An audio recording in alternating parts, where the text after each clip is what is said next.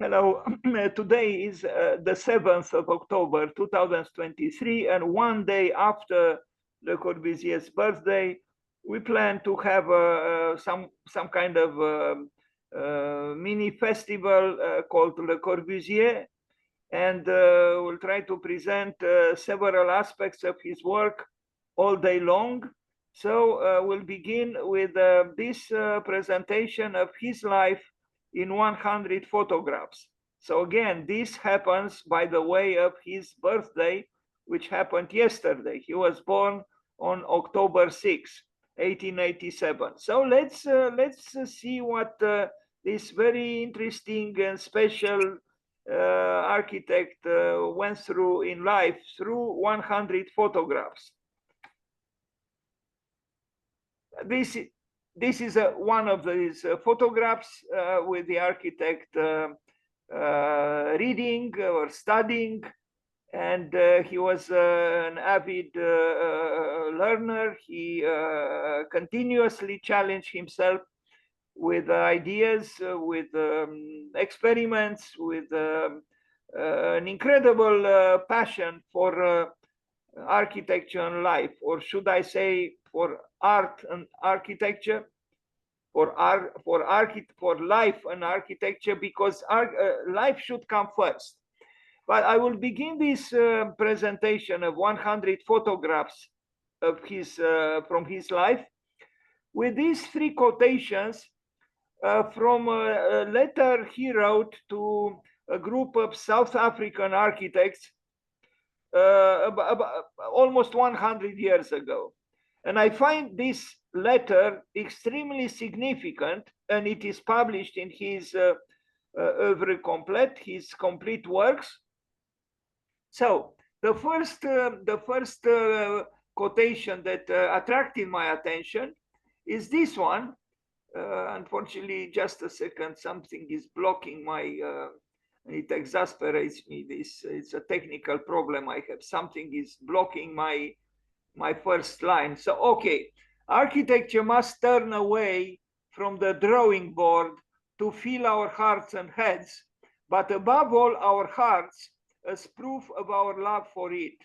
We must learn to love what is just and sensitive, resourceful and diverse. Reason is only a guide, nothing else.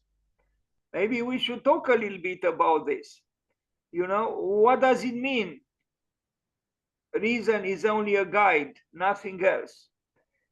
So again, architecture must turn away from the drawing board to fill our hearts and heads. But above all our hearts, as proof of our love for it, we must learn to love what is just and sensitive, resourceful and diverse. Reason is only a guide, nothing else. I think he was right. In this, he resembles very much Frank Lloyd Wright, who also advocated the primal role of the heart and not of the brain. So again, the reason is only a guide, nothing else. And then he said, I want architects to become the very elite of society, men with the richest instead of the poorest, narrowest, and the most commonplace intellects, and an intelligence open to everything instead of having an intelligence as hermetically sealed by professional specialists as that of grocers. Architecture is a habit of mind, not a profession. This is a very powerful and intriguing statement. Architecture is a habit of mind, not a profession. But let's read again what he wrote previously. I want architects to become the very elite of society, men with the richest instead of the poorest, narrowest, and the most commonplace intellects, and an intelligence open to everything, instead of having an intelligence as hermetically sealed by professional specialists as that of grocers. He seems to he was, I guess, bitter. Then he said, I will look further into the future still. The architect must become the most sensitive and the most informed of art lovers. Yes, art lovers. Not money lovers, but art lovers. He must be an even better judge of plastic and aesthetic values than of his own calculations. It is by virtue of its intellectual radiance, by its smile, and by its grace that architecture must bring the men of our new mechanical civilization not just strict utility, but joy itself. Our task today is to light this flame. And these are the last words of that letter he wrote to the South African architects, and to banish stupidity. A very difficult thing to do. Anyway, let's continue. This might be actually the very engine of Le Corbusier's architecture, his mother. It seems all his life, Le Corbusier struggled to get the affection of his mother. Apparently, his mother loved more his brother, who was a musician. And because of it, out of frustration and longing, Le Corbusier created his vast oeuvre. So we should thank to this lady, Le Corbusier's mother, for what Le Corbusier gave us. Here is a picture with the parents of the two little brothers. I imagine Le Corbusier is the one sitting on that thing near his father. Here are the parents again of Le Corbusier. And here he is, I don't know where, maybe in Paris, living in a chambre de bonne, perhaps, a young man, a troubled man, because he didn't follow the prescribed road. He took upon himself the responsibility to create himself with his own hands, with his own bare hands, if I can say so. Although he did have support, encouragement for his professor in high school. And I'm going to show, I think, a picture of him, Le Platanier. Le Platanier, a very important, inspiring force, mentoring force for the young future Le Corbusier. This is a watercolor he did in Paris. We see there in the back silhouette of Tour Eiffel and even Notre Dame, it seems. Here he is, I guess, with his brother. I think Le Corbusier liked to play, to indulge in role playing, because I have several pictures with him, where he's masked, and this aspect of Le Corbusier, I think, deserves attention. He loved women, if I'm not mistaken. He drew them incessantly, sometimes in drawings that are difficult to reproduce, like this and this. He was a very erotical man. I think this was his professor, La Platanier. When he died, Le Corbusier, I'm sure, suffered, because he was supporting him. He was encouraging him to be authentically himself and to dedicate himself to what he actually did. Here he is again, Le Corbusier, in an exotic posture. So, this playfulness that Le Corbusier clearly assumed, I think is worth contemplating and thinking about. Some drawings from his journey to the east. Here we have the Acropolis in Athens. He learned a lot in this journey, and the book is published called Journey to the East, where there is on a certain page an incredible statement from him.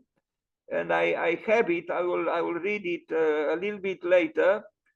where he claims that actually, I mean, paradoxically, Le Corbusier defends tradition as opposed to the quest for the unending quest for the new. Can you believe it? We are talking about Le Corbusier. Here he is again in Athens as a young man searching to learn about architecture firsthand. Here he is again. He almost looks like an angry young man, ready to revolutionize the world, not only of architecture. This is one of the first houses he built. He built for his parents the first house, and this is not bad at all, considering he was probably 18 years old or so. Here he is with his father in front of the house, and understood he ruined the savings of his family building the house, but he was meant to be an architect, determined to be an architect.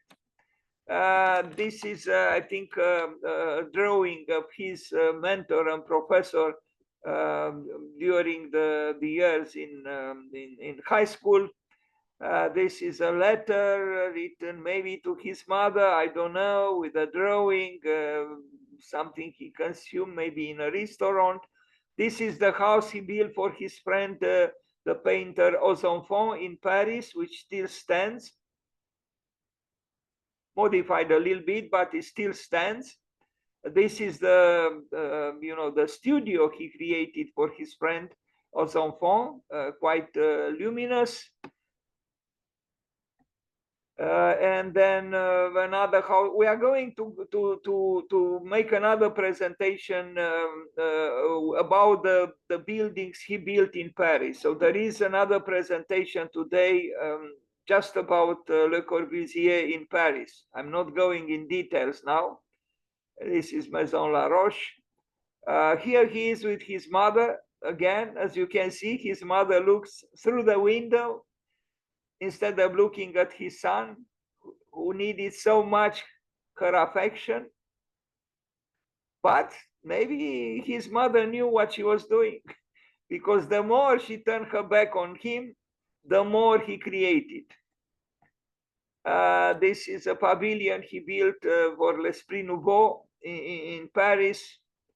When he cut the ribbon, he complained that he was, almost as alone as I am here trying to make these presentations. Ignored. Le Corbusier planning to, change the face of Paris, nothing less. I love this picture with him. I mean, here is a struggling man, still struggling, although he's not a teenager any longer or a young man, but determined to follow his path. Not the path, the zigzagging path of the donkey, against which he wrote sarcastically and violently, but the straight line from A to B, from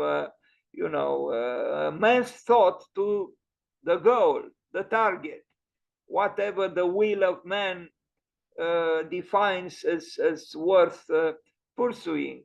But look at the books there, they are placed, without pedantic bourgeois care for their order.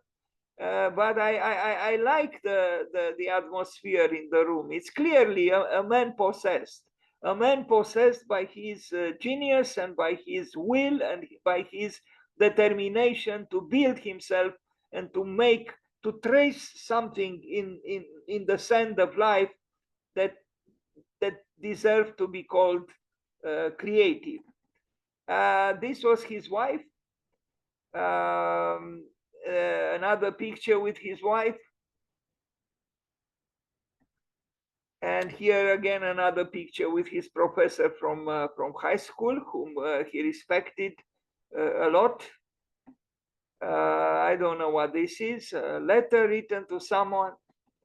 And here he is with a group of people having on his left, but on his right in the picture, an important collaborator whom he first rejected.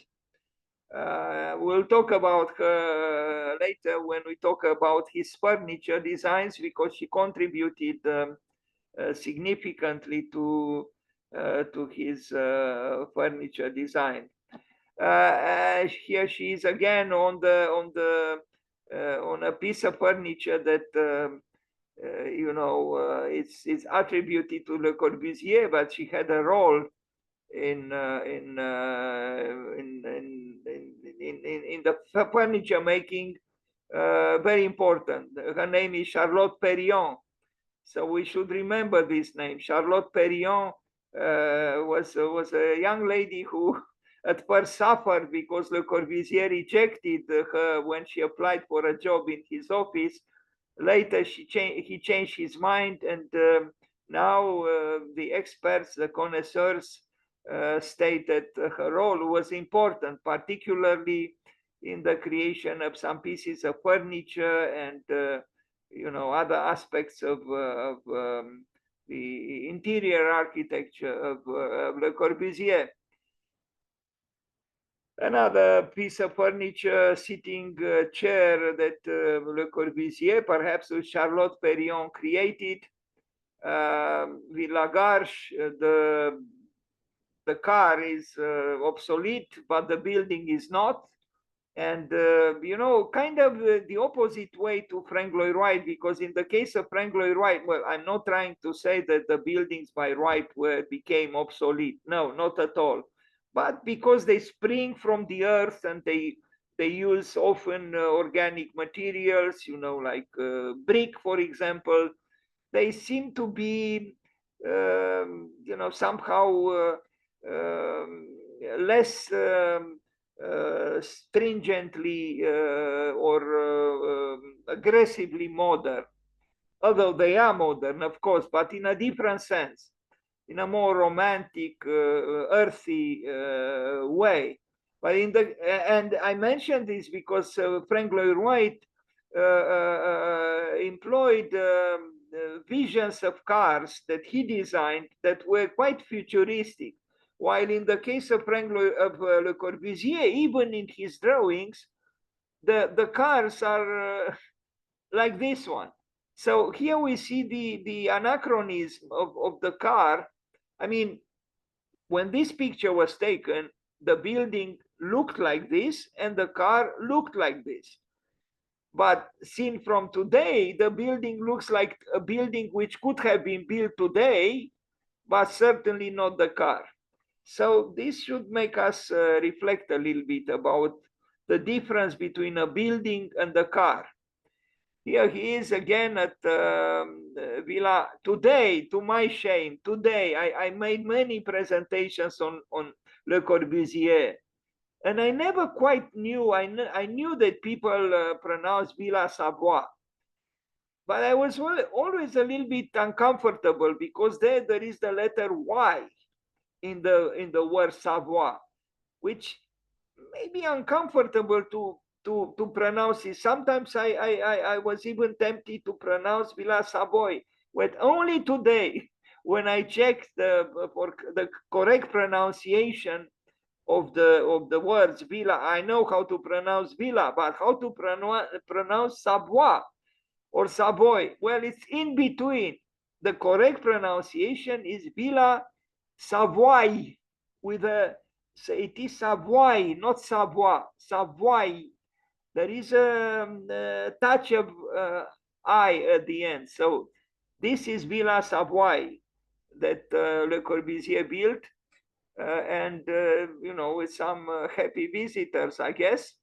Although, as you probably know, the inhabitants of the building were not so happy, and there was a period when the building was on the verge of being demolished.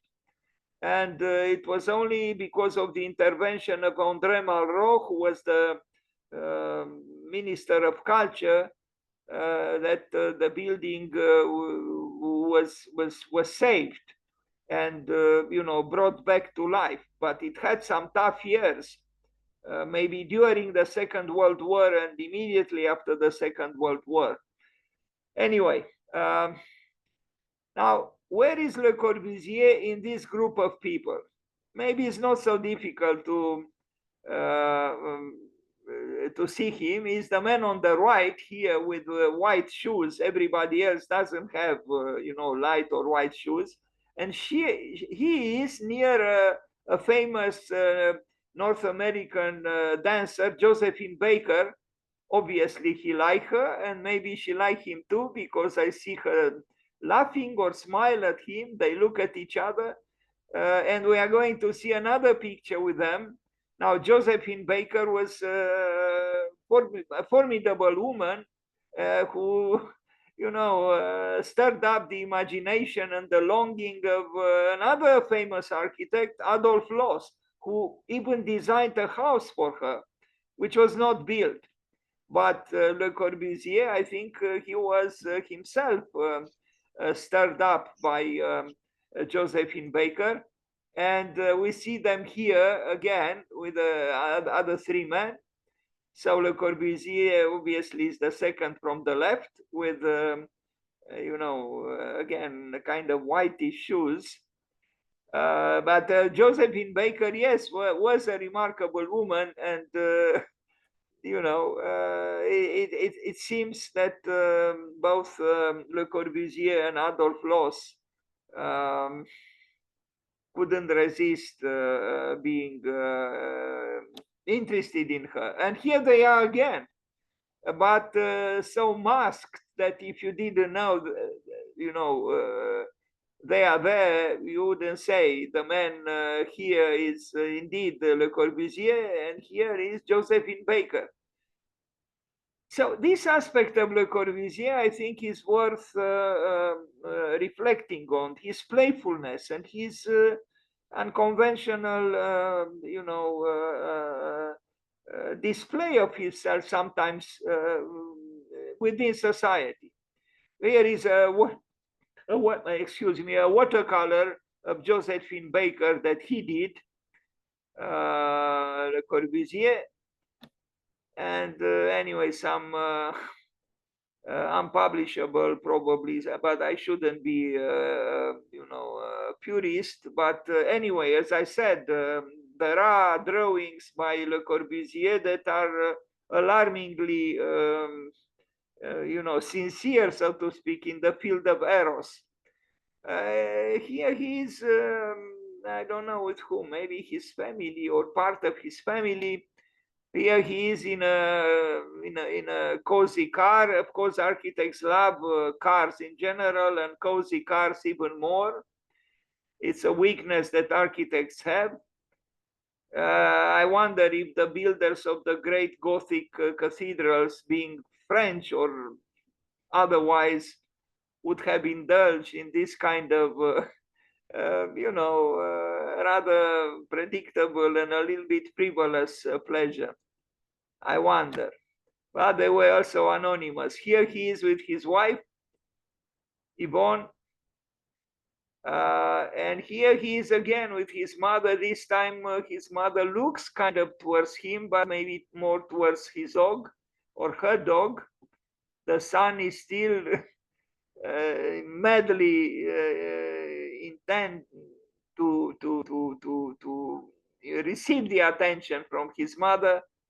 This is a nice picture of him. I don't know exactly what he's doing, but whatever he is doing, it is amusing the way he looks, the great architect.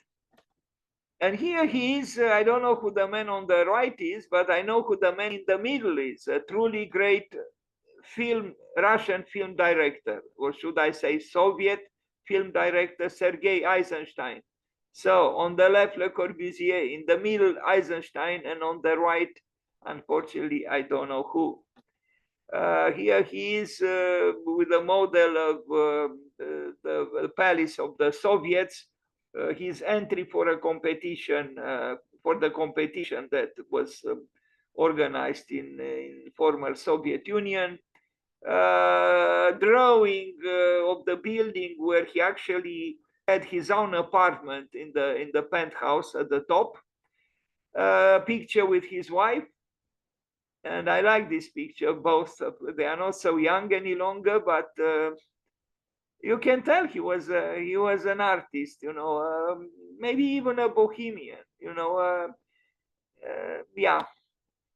This was his wife. Again, I guess she indulged in carnivals or wearing masks sometimes as well. This is a picture from their apartment in Paris with les objets sanitaires exposed for all to see. Interesting idea. I wonder if something like this is not possible any longer. This is l'Armée du Salut, the building he built in Paris. And again, look at the building and look at the car. They belong to two different worlds in time, but the picture was taken, obviously, at the same time of both. This is the power of architecture, and this is the weakness of car designs. I like old cars to look at, but it's clear that, a car, the design of a car is connected with the time when it was built, while the building that Le Corbusier built could have been built today, or maybe even tomorrow. This is the house he built, one of the early buildings he built. And this is a newspaper article that was published after he visited New York City. Skyscrapers not big enough, says Le Corbusier at first sight. Well, both Le Corbusier and Frank Lloyd Wright were, I think, at least a little bit jealous of the vitality and complexity of New York City. But at least Frank Le Corbusier admitted that he had a love-hate relationship with Manhattan.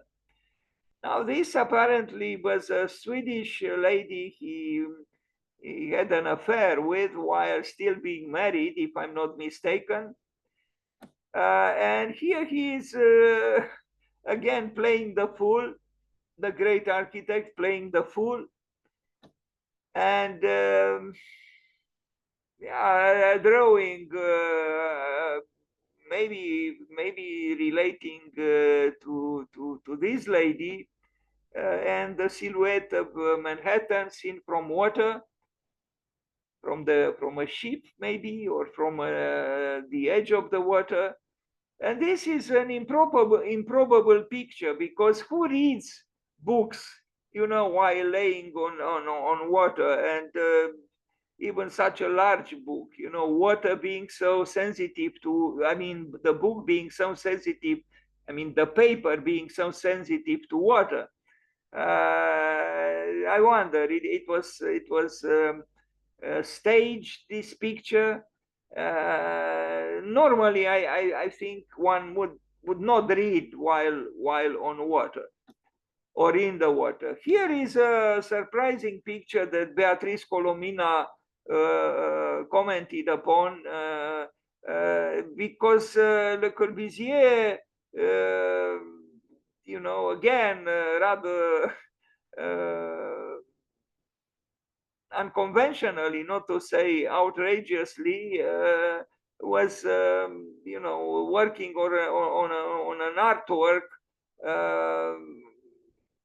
I don't know if this is also a part of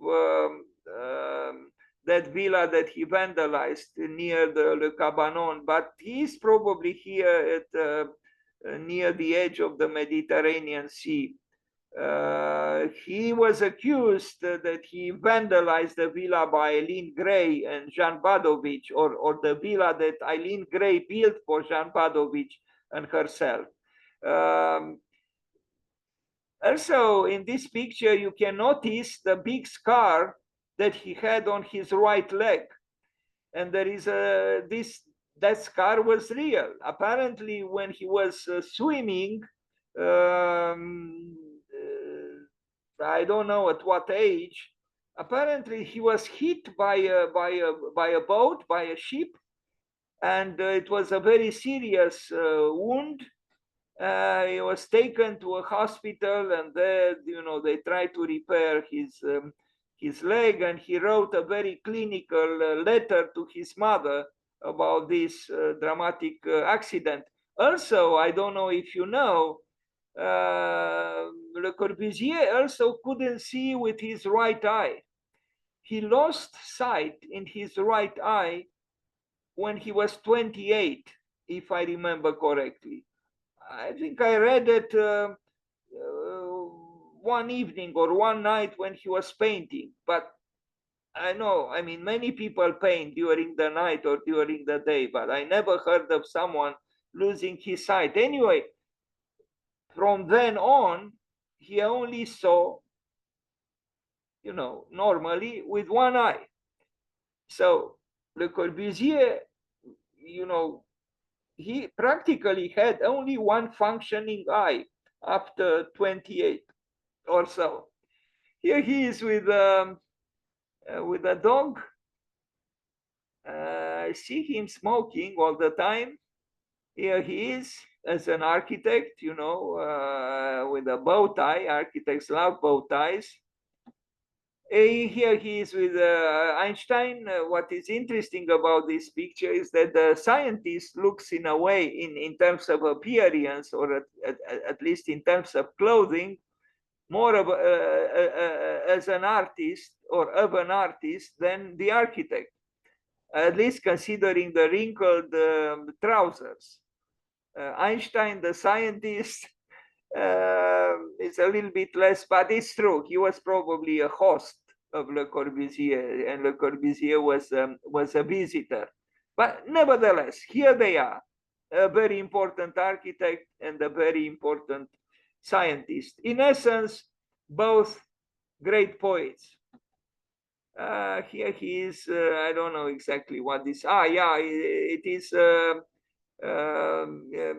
He suffered because his scheme proposed for the United Nations building was not acknowledged sufficiently, and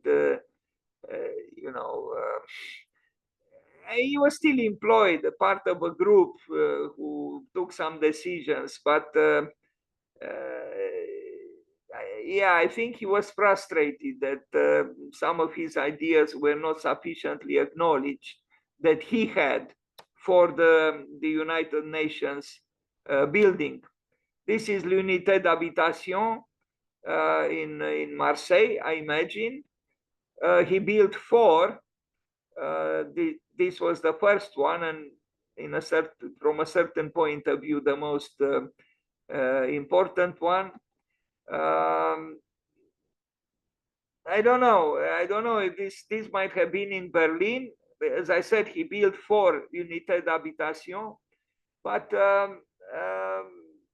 in essence, it was the same building, built 4 times with small differences between one and the other. Le Havre, then Firminy-Vert, Marseille, and Berlin. This is an interesting picture because it shows Picasso here on the left, and maybe Le Corbusier is the man with his back towards us. I remember reading that Le Corbusier liked to spend time with, so-called simple people, like fishermen at the edge of the sea. So I think he didn't like so much mundane societies. And I don't know about Picasso. I mean, considering how, significantly he unbuttoned himself at his shirt, you would say that maybe he was not totally against a certain level of what we call the mundane. Anyway, another picture of Le Corbusier, and this is his wife, and I don't know who the other people are around them, but all in all, they enjoy themselves here in rather humble physical circumstances. And this shows that Le Corbusier was not really an elitist. And I think this is a good thing. And we come across now the building, which in my opinion is much more revolutionary and radical than Villa Savoy. It's Le Cabanon, built at the edge of the Mediterranean Sea. I find this building not only revolutionary and radical, but also highly relevant for us today. Since we talk about global warming, scarcity of means, the melting of the icebergs, the rising levels of the seas, pollution, sustainability. From many points of view, this building, Le Cabanon, deserves a lot of attention. So I will present it in detail in another presentation today. And this is an image of the interior. You see how ergonomic and comfortable. Of course, I'm sarcastic, I'm ironical. The chairs are. Well, the chairs are actually two wooden boxes. That's what they are. And Le Corbusier was sitting on these boxes inside Le Cabanon. Here he is with Mr. Nehru, the Prime Minister of India, a very enlightened man, a man of vision himself, who commissioned Le Corbusier for Chandigarh. But not only for Chandigarh, there are other buildings in India by Le Corbusier in Ahmedabad. Here he is in India. He worked for Chandigarh with his cousin, Pierre Gendret, and we are going to talk about their collaboration later. Here he is with, this is André Malraux, the man of vision himself and a great writer and an admirer of Le Corbusier, and he even delivered a very moving eulogy when Le Corbusier died. So, Le Corbusier and André Malraux, a very important writer, intellectual, and minister of culture in France. And here he is, laughing at himself. I'm not entirely in favor or seduced by his hat, which is a little bit, has some North American echoes somehow, a little bit, maybe. But he was protecting himself from an excessive sun.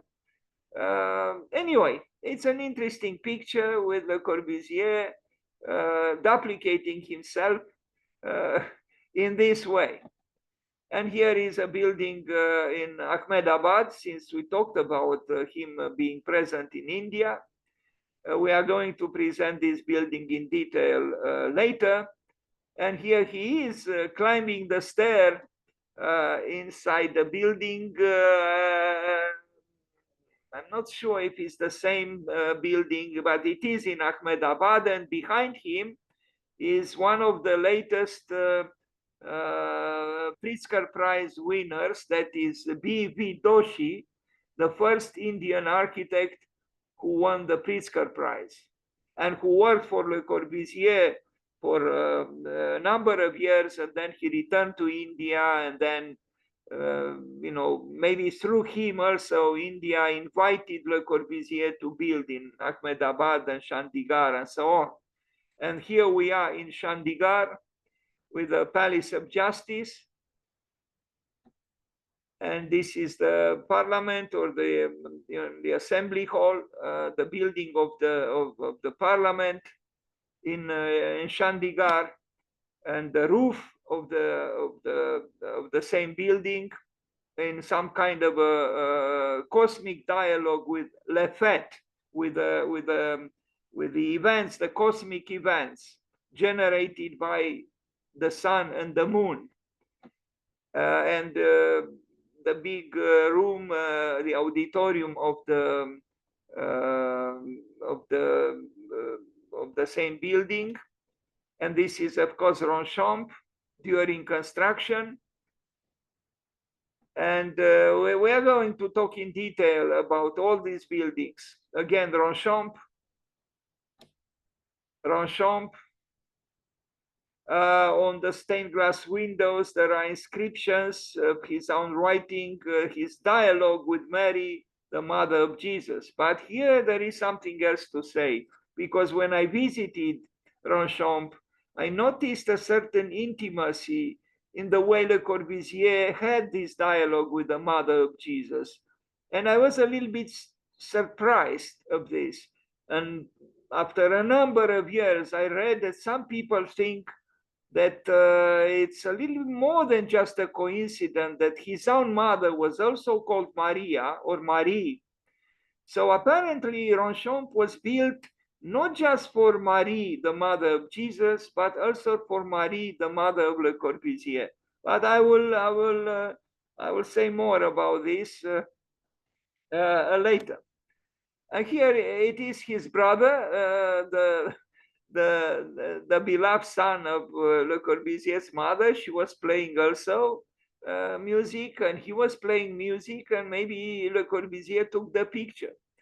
But again, from what I read, apparently his mother loved more his brother, and out of frustration and bitterness, Le Corbusier gave to the world Le Corbusier. And here he is inside Villa Savoy with his dog. I imagine his dog. And an interesting, little bit ominous drawing with that raven, if it is a raven. And I have a presentation called Le Corbusier, the raven and the shell. I have my own maybe curious, idiosyncratic interpretations of his own name, the chosen name, Le Corbusier. A picture with his wife, smoking as well, and a picture of La Tourette, where Yanis Xenakis had a role. He was some kind of a project manager. And he took some decisions in design as well. Also, La Tourette. We are going to talk about this in detail later on during this day. Again, La Tourette, one of the rooms for the monks, and a drawing of his mother, Marie, whom he adored. And we see again how finally his mother smiles towards him. Anyway. So both brothers and the mother. And here he is drawing. And here he is swimming or being in the water of the Mediterranean Sea. And this is how he died. Swimming towards south, swimming towards the sun at 78. But I read that some people even question if he didn't commit some kind of suicide, because apparently he was an excellent swimmer, and but at 78, to have a heart attack, swimming or not, is perhaps not so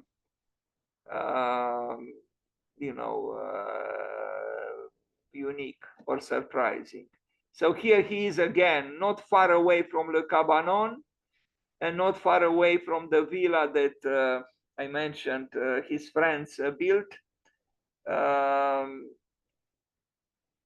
Anyway, and this is the last picture of, I think the last picture, yes, well, the last picture of this series of 100 pictures with the life of Le Corbusier.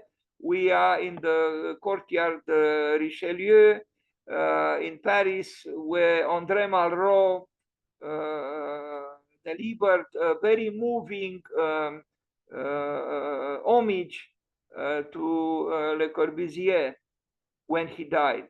So this ceremony was the final acknowledgement of a nation where he chose to live in, and of a nation that was grateful that this man offered to culture in general and to architecture in particular what he offered. Unfortunately, I have this text is in Romanian, but I could translate it. So it's by André Malraux, the eulogy of André Malraux, the Minister of Culture when Le Corbusier died. The Greek architects decided with profound sadness to bring to the grave of the architect earth from the Acropolis. India, where there are many important works by Le Corbusier, brought to his grave as a supreme homage water from Ganges. It is beautiful that Greece is present here in this courtyard, which received received one by one Henry II, Richelieu, Ludovic XIV, and Napoleon, and that in this evening, meaning when this ceremony took place, the meditating goddess inclined with solemnity its spire over this how do you call it? Sicriu is coffin. It is beautiful that there are present here the keepers of the temples, the gigantic temples that is from India and Greece, but also those of the sacred grottos, and that this homage is the homage of the elements. Sorry about this spontaneous and rather imperfect and problematic translation, but the message by André Malraux was indeed emotional and did justice, I think, to this very important presence in the culture of the 20th century and now in the 21st century. Thank you.